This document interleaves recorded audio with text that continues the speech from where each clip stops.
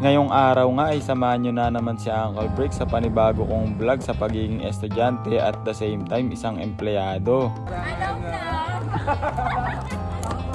Pangit ko mag-vlog para kang tanga. Bakit daw nila mag-vlog? At yun nga guys, simulan nga pala natin ang lahat sa pagbiyahe ko ng gabi papunta sa may trabaho. Flex ko nga pala niyan dito guys, yung Violet ni Snow na gawa ng Motorific Garage. Tignan nyo naman pala guys, napakalakas ng ilaw, kitang kita pati mga langgam. And yun nga pala, nakarating na nga ako rito sa may office ng Safe and Sound. And before nga pala mag-start yung shift namin ay nagkaayaan nga pala kami rito ng mga katrabaho ko na bumili ng kape. Syempre dito nga pala kami bumili ng kape sa may Starbucks. Friday na nga pala and last shift na namin to ngayong linggo. Every Friday nga pala kami bumibili ng kape sa SB para reward sa aming mga sarili. Isang linggong pagtatrabaho na naman pala yung na-survive namin. Kaya I think worth it naman yung paggastos namin sa medyo may kamahalan na kape.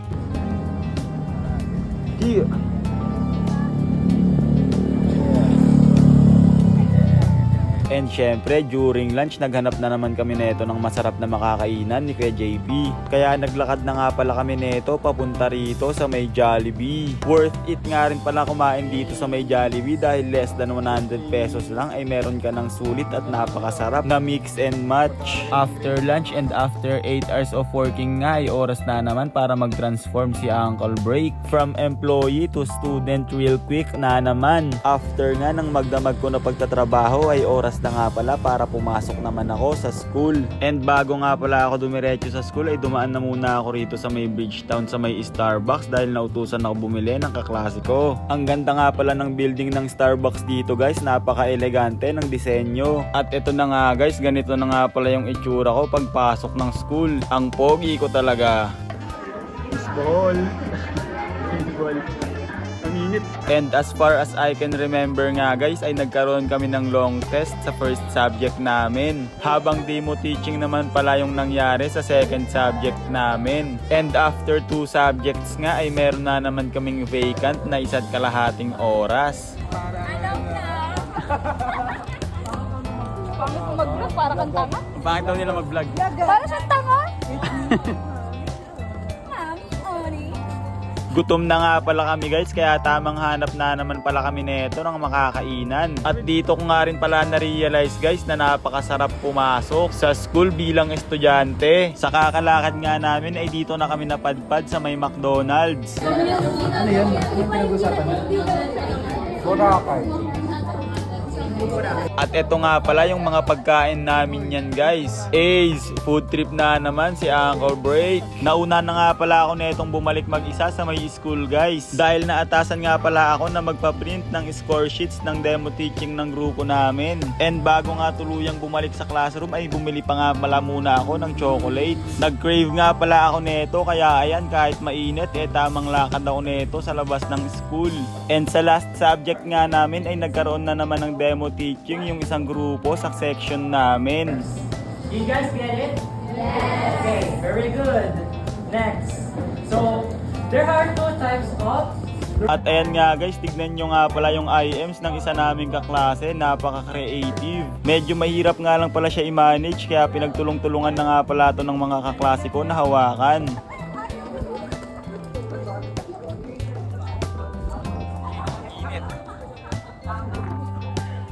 And after nga pala ng klase namin ay hindi pa nga pala neto makakauwi si Uncle Break. Tanghaling tapat at napakainit na ng panahon nang bumiyahe na naman pala ako. Wala nga pala akong ibang pinuntahan kundi dito sa may office ko sa work. Bumalik nga pala ako rito para mag-render ako ng rest day overtime. Oo, rest day overtime. Supposed to be rest day na nga pala sana ni Uncle Break. Pero mas pinili ko pa rin na magtrabaho. Dito na nga pala ako natulog guys at pagkagising ko nga ay hindi na ako nakaligo. Oh, wala na namang tao. Walang katao-tao.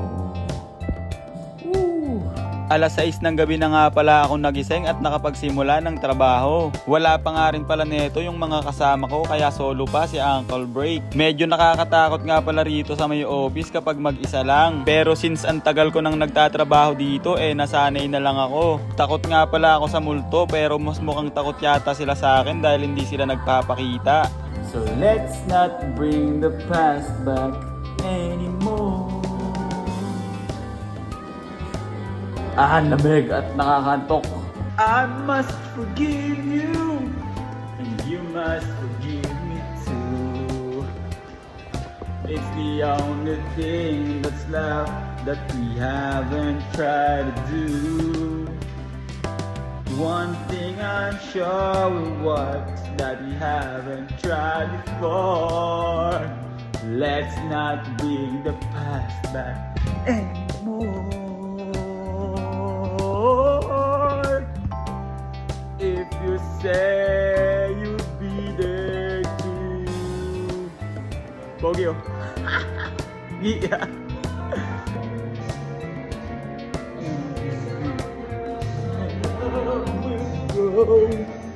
Like a bird flying way back home. And I just want you to know I can wait forever. If you say you'll be there too, I can wait forever if you will. I know to spend my life alone with you.